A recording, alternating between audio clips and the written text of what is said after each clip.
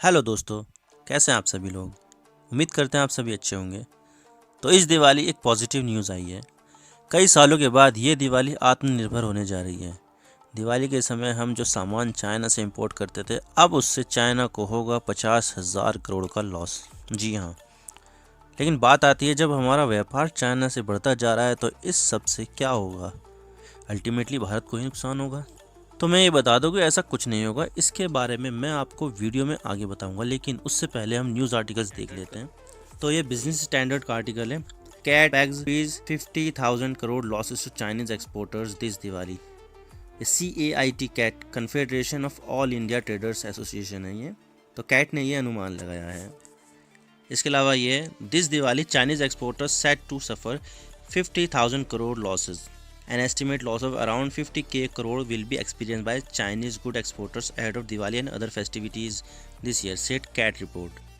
देखिए, इंडिया आत्मनिर्भर this Diwali, Chinese exporters set to suffer 50k crore in losses. तो वापस आते हैं अपने टॉपिक पर। तो आपने भारत और चाइना के बीच में व्यापार के बारे में तो सुना ही होगा। व्यापार दोनों देशों के बीच लगातार बढ़ता जा रहा है, लेकिन हमें यहाँ पर दोनों देशों के बीच होने वाले व्यापार का पैटर्न समझना होगा, क्योंकि पहले ऐसा होता था कि हम चाइना को एक्सपोर्ट कम करते थे और वहाँ से इंपोर्ट ज़्यादा करते थे। लेकिन अब धीरे धीरे सिचुएशन बदल रही है। भारत का ट्रेड डेफिसिट अभी का चाइना के साथ है, लेकिन पहले के मुकाबले अब कम हो गया है। अब सवाल आता है कि ट्रेड डेफिसिट क्या होता है।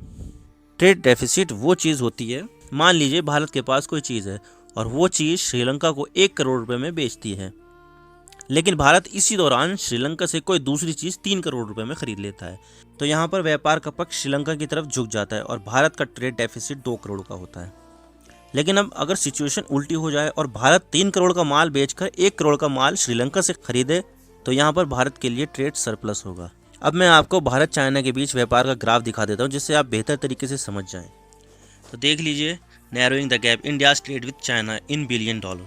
तो आप देख सकते हैं ये ग्राफ में जो येलो लाइन है ये इंपोर्ट्स को दर्शाती है और जो ग्रीन लाइन है ये एक्सपोर्ट को दर्शाती है।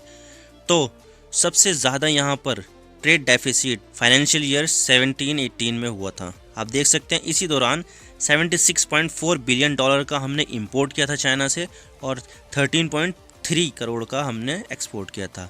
और वही 2019-20 के सेशन में यही इंपोर्ट 65.3 बिलियन डॉलर का था और एक्सपोर्ट किया हमने 16.6 बिलियन डॉलर।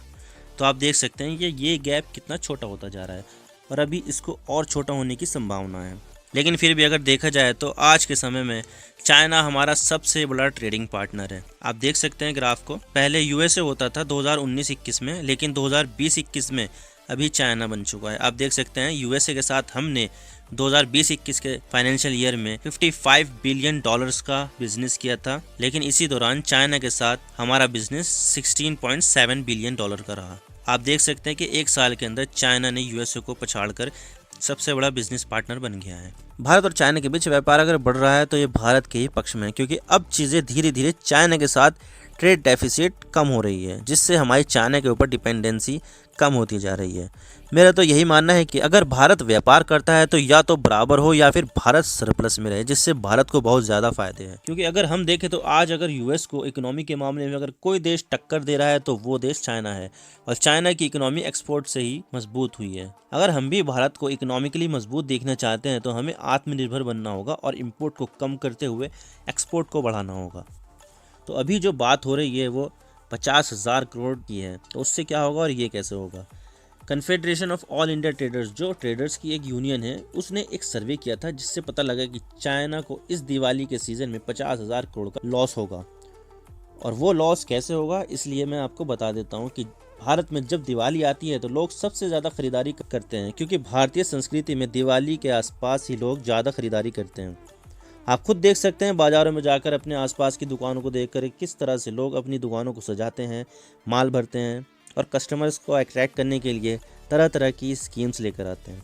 और ई कॉमर्स कंपनियां भी इसी दौरान सबसे बड़ी सेल लगाती है। जैसे अमेज़ॉन पर आप देखोगे तो ग्रेट इंडियन फेस्टिवल सेल और फ्लिपकार्ट पर बिग बिलियन डेज सेल्स चलती है। और इन सेल से चाइनीज़ कंपनी बहुत सामान बेचती है, जिससे भारतीय कंपनियों को लॉस उठाना पड़ता है। लेकिन कैट के सर्वे के अनुसार 20 डिस्ट्रीब्यूशन सिटीज़ में लोग चाइनीज़ सामानों को रिप्लेस कर रहे हैं भारतीय सामानों के साथ।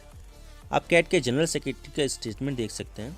तो देख सकते हैं CAIT general secretary Praveen Khandelwal said a recent survey conducted by the body's research arm in 20 distribution cities showed that so far no orders for Diwali goods, firecracker or other items have been placed with Chinese exporter by Indian traders or importers.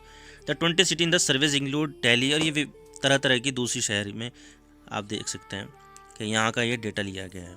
और इतना ही इन्होंने ये भी कहा है कि traders body CAIT on Friday said it estimate Chinese exporters suffer business losses worth ₹50,000 crore this Diwali season due to its boycott call.